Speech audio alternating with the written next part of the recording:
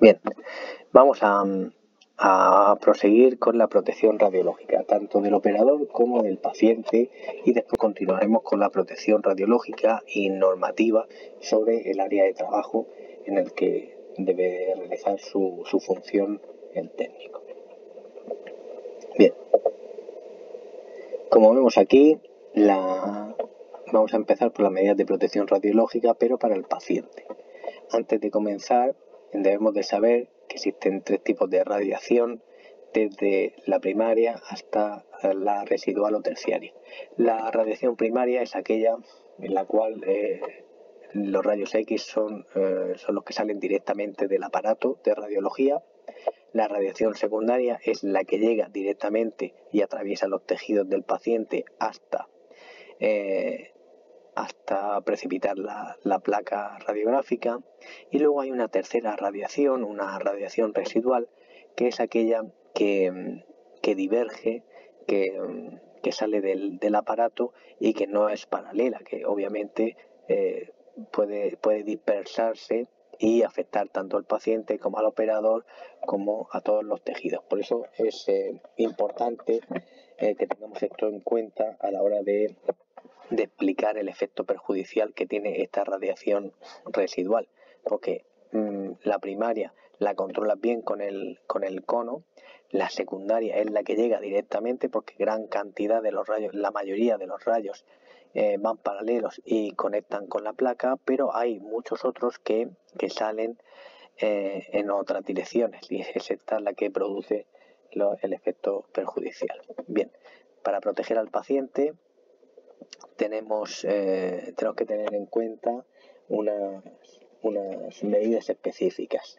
Antes de la radiación la radiografía debe estar con una prescripción adecuada. ¿Qué significa esto? El odontólogo tiene que tener claro qué radiografía y en qué situación es la ideal para hacerse al paciente. Siempre y cuando no hayan otros métodos que puedan descartar esa patología y que se le pueda aplicar un tratamiento, un diagnóstico. Esto significa que si el odontólogo por otros medios es capaz de detectar una caries, por ejemplo, interproximal, con la exploración intraoral, pues no es necesario que irradies al paciente. Por eso se determina que antes, como medida de protección para el paciente, antes de irradiarlo, que hay una prescripción adecuada y un uso del equipo también adecuado. Bien, durante la exposición, para proteger al paciente, si ya no hay más remedio que se exponga a la radiación, podemos protegerlo directamente a él con el chaleco emplomado, que lleva plomo. Tenemos el collar tiroideo, que protegería las tiroides. Como veis aquí en la foto, esto no está protegido y tampoco debemos nunca sujetar el aparato de rayos. O sea, esto se ha hecho para la foto, pero aquí está todo, por así decirlo, mal. No podemos sujetar nunca el aparato y debemos de proteger las tiroides del paciente. Otra medida a tomar de protección para el paciente es que las placas radiográficas lleven una alta velocidad. Significa que sean capaces de revelarse al menor tiempo de exposición posible. Otra medida de protección es utilizar aditamientos, que son materiales que sujetan la placa, por ejemplo, dentro de la boca, y ya no es necesario que el paciente la sujete con sus propios dedos. Bien, esto es durante la exposición, pero ¿qué ocurre cuando nosotros sacamos la placa de la boca?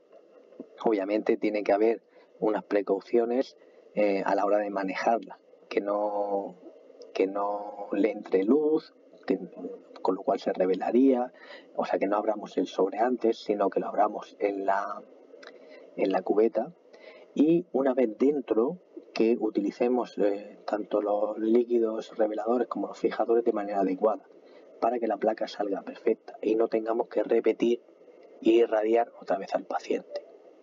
Bueno, en cuanto a las medidas de protección para el operador, ahora vamos a hablar de cómo podemos cómo se puede proteger el operador. Debemos de tener en cuenta tres características principales. Una sería la distancia, la distancia al foco emisor de radiación ionizante, a mayor distancia, menor exposición.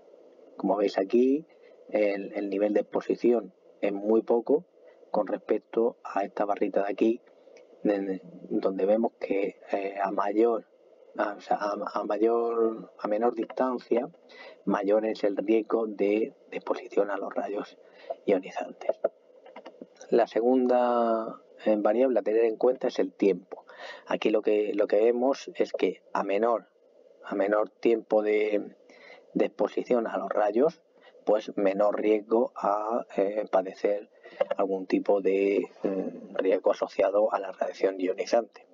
Como vimos en la otra clase, los aparatos llevan un botón de exposición o botón de hombre muerto, en el cual el operador está apretando el botoncito y sale la cantidad en un tiempo estimado y adecuado al tipo de radiografía, con lo cual no va a haber más exposición de manera innecesaria. Y por último está el blindaje. El blindaje es poner barreras entre el foco emisor de rayos y el operador. Todo esto se puede resumir en esta foto. En esta foto vemos al operador, está utilizando el mando llevará el botón de exposición en el cual está apretando y está saliendo los rayos del aparato, el tiempo que él estime necesario y adecuado.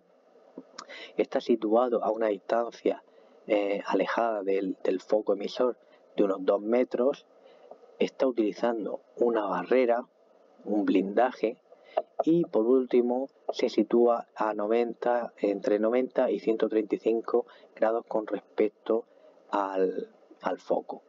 Bien, aquí estamos viendo el aparato de rayos X, los rayos irían en esta dirección y el operador se sitúa a unos 90 grados de la dirección principal de los rayos, ¿vale?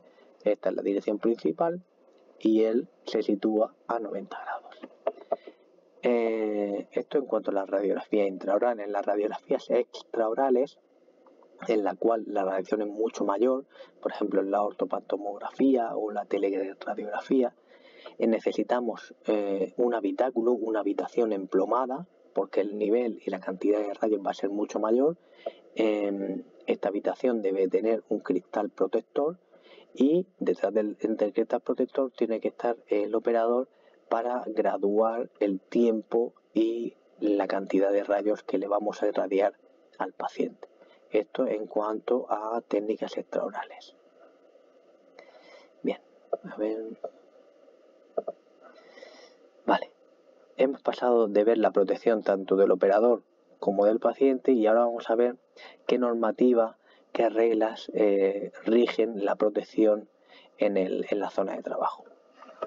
Bueno, la normativa principal que rige la protección del trabajador frente a radiaciones ionizantes es el Real Decreto 5392 y establece que para una medida de prevención eficaces para proteger al trabajador es, por un lado, clasificando la zona de trabajo en la que está el foco emisor de radiación ionizante y, por otro lado, clasificar a los trabajadores que utilizan ese tipo de material de radiología. Bien, vamos a empezar por las zonas de trabajo. En una clínica dental, la zona de trabajo se señalizaría con un trébol verde con fondo blanco. Esta es la zona vigilada, en la cual hay un riesgo superior a 5 milisievert, aquí lo vemos, milisievert al año. La cantidad de exposición de rayos será superior a 5, ¿vale? Pero no mucho más. Bien, esto normalmente, el resto, el trébol verde, el amarillo y el rojo, normalmente nos lo vamos a encontrar en los hospitales. Tenemos la zona controlada, la zona de permanencia limitada y la zona de prohibición. Bien, la diferencia está en la cantidad de exposición a la radiación ionizante. Aquí tenemos en la zona controlada que la radiación ionizante, el riesgo de obtener, de que nos dé una radiación, están entre 5 y 50 al año. La zona de permanencia limitada es aquella en la que el riesgo de sufrir una radiación ionizante está por encima de 50 milisieverts al año. Y el acceso prohibido, aquí me sobraría esto, significa que no puedes acceder bajo ningún concepto a no ser que tenga unas medidas especiales de protección, porque el riesgo de sufrir esta cantidad de radiación la sufrirías de una sola vez, de golpe.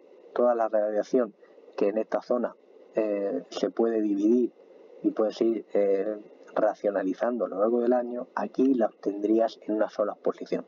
Por eso es muy importante que no entremos.